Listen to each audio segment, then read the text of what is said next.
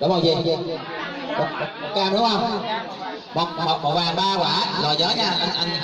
Rồi đợi tiếp theo. Rồi xanh. Đúng rồi. Anh gì vào? Xanh tới đây. Rồi có anh màu vàng về. Bình tĩnh nhá.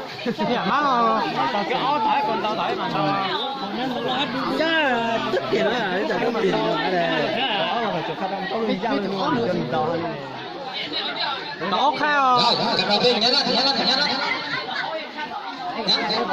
Còn. Cặp đầu tiên.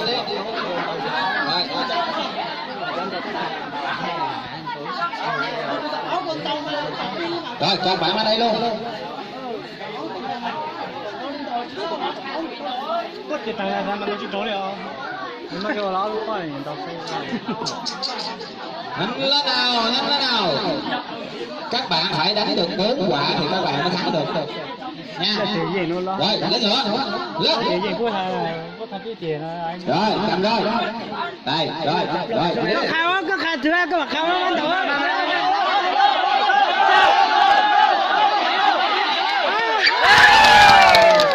Xém đúng là 1 quả. Xém chọn chưa? Được 1 quả. Rồi. Tiếp tục tập thứ 2. Lên đây. Rồi cùng rồi. Cua lấy té à. 1 quả rồi. Cố lên.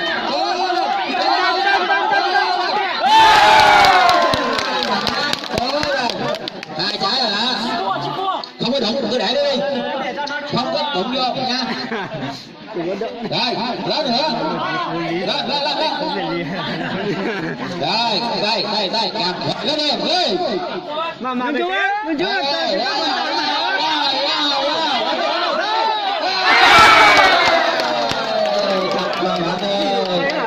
có 2 quả thôi. Rồi, cầm thứ 3. Lên.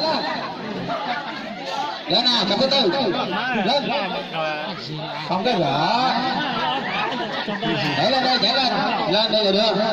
Cứ lên nữa đi. Rồi. Cố lên.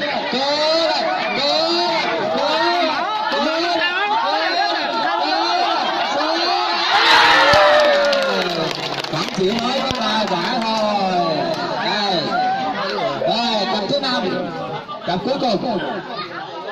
Họ có 2 cặp không? Rồi, ok. Cặp thứ 5. Nhớ nha. 2 quả. Mày tỉnh lại nha.